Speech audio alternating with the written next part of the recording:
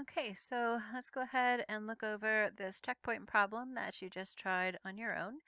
And we want to start with the more complicated side as our given, and then the simpler side will be how we end, and that'll be cotangent of x. So we'll put this left side as the given, and that's tangent of x times the cosecant squared of x minus the tangent of x.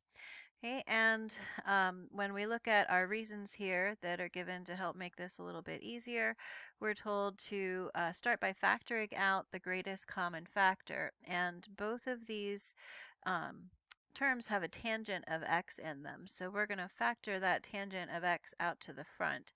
And this is a little harder to see with the trig functions in, but what we're doing really is imagine we had a problem um, like 5x, let's do 5x minus 5. And we wanted to factor out the GCF of 5. So we would pull out that 5 to the front as a common term, and then 5x divided out that 5 leaves an x, and then negative 5 divided by 5 leaves a minus 1. And we could check by distributing and see that we get back to the 5x minus 5 that we started with. So that's what we're going to be doing here, that process of factoring out a greatest common factor. So we're going to pull the tangent of x factor that they have in common, and then we'll divide to see what's left. So tangent of x times cosecant squared of x, when we divide out the tangent, that leaves just the cosecant squared of x. And then a negative tangent of x divided by tangent of x is a negative 1. And so we'll have tangent of x times the quantity cosecant squared x minus 1. Okay, next we want to use a Pythagorean identity. So we'll look at our trig identity hexagon to help remind us of the Pythagorean identities we can choose from. So the leftmost vertex is tangent, and then we'll use our quotient identity to go around. So tangent is sine divided by cosine. Then our reciprocals, cosine's reciprocal is secant, sine's reciprocal is cosecant, tangent's reciprocal is cotangent, and we always put a 1 there in the center. So our Pythagorean identities are these three triangles on the hexagon.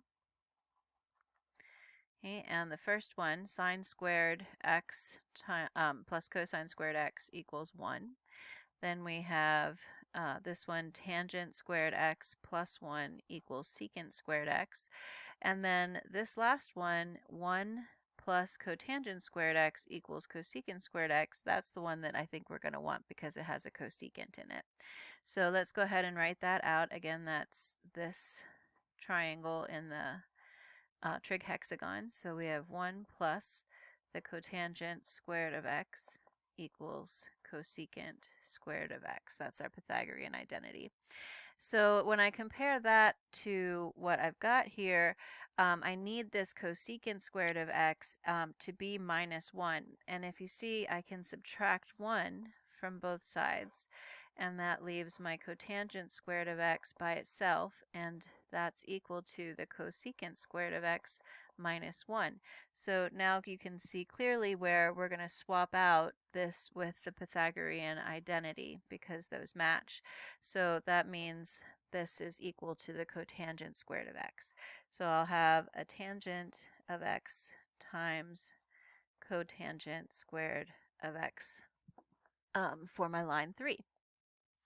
Okay, next it tells us to use a quotient identity, and when we look at the tangent here, let's see, our quotient for tangent is sine divided by cosine, so we can change this tangent into a sine divided by cosine. Then cotangent, if we look back at the hexagon, cotangent is cosine divided by sine. So I can rewrite cotangent using quotient identity as cosine squared x divided by sine squared x. Okay, now we're going to reduce these fractions as we multiply them together. So the sine x here on the top is going to cancel with one of them in this denominator. So instead of a square there, it's just going to cross out and leave us with a sine of x. Then for the cosine, same thing happens. This cosine of x in the denominator here is going to cancel with this square up here and leave me just a cosine of x in the numerator and a sine of x in the denominator. Okay, and then when we look back at our hexagon, cosine divided by sine, that's cotangent. So now I can substitute cosine over sine with cotangent of x using a quotient identity, and that gets me back to what I started with, cotangent of x, and so this has been verified. Okay, hope that helps.